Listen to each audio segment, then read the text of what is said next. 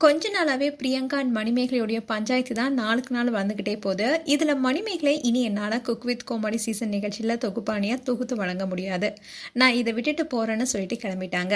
இதை தொடர்ந்து மணிமேகலை விலகிட்டாங்களா என்று கேட்ட கேள்விக்கு பதிலளிக்கும் விதமா மணிமேகலை அவங்களுடைய யூடியூப் சேனல்ல தெள்ள தெளிவா ஒரு வீடியோவை ஷேர் பண்ணியிருந்தாங்க.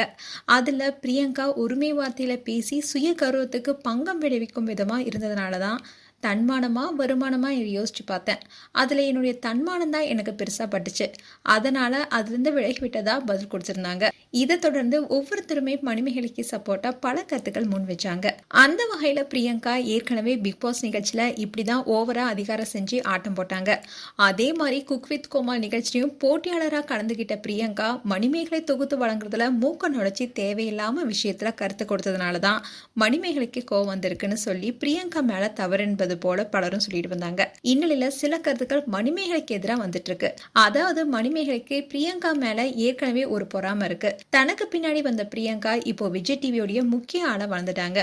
இப்போ நம்முடைய வேலையிலையும் அவ்வப்போது குறிப்பிடும் விதமா கருத்துக்களையும் சொல்வதனால மணிமேகலையால தாங்கிக் கொள்ள முடியலனோ, அதனாலதான் ஒரு சின்ன விஷயத்த பெருசாக பேசி பிரியங்காவுடைய இமேஜை டேமேஜ் பண்ணும் விதமா மணிமேகலை இந்த மாதிரி காரியங்களை செஞ்சுட்டு வரதா பலரும் கமெண்ட் பண்ணிட்டு வராங்க. அதுக்கு ஏத்த மாதிரியே இவ்வளவு விஷயத்தையும் பக்காவா செய்த மணிமேகலை கொஞ்ச நாளைக்கு முன்னாடி யூடியூப் சேனல்ல கொடுத்த பேட்டியும் மறந்துட்டதா சொல்லப்படுது. அந்த வகையில மண்டை மேல இருந்த கொண்ட மறந்துட்டு இவ்வளவு தூரம் இந்த பிரச்சனையை வளர்த்து விட்டுட்டீங்களே மணிமேகலைன்னு சொல்லும் அளவுக்கு இருக்குதுன்னு சொல்லியிருக்காங்க.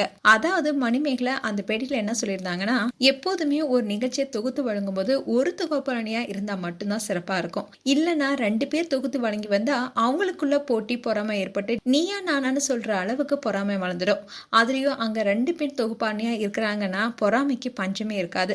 ஏன்னா நம்முடன் இருக்கும் தொகுப்பாணியை விட நாம ஒரு படி நம்மளை உயர்த்தி காட்டி பேசினா மட்டும்தான் நம்மளால அங்க நிலைச்சு நிற்க முடியும். அதனால இது மிகப்பெரிய தலைவலி பிடிச்ச ஒரு விஷயம்னு இன்டர்வியூல சொல்லியிருந்தாங்க.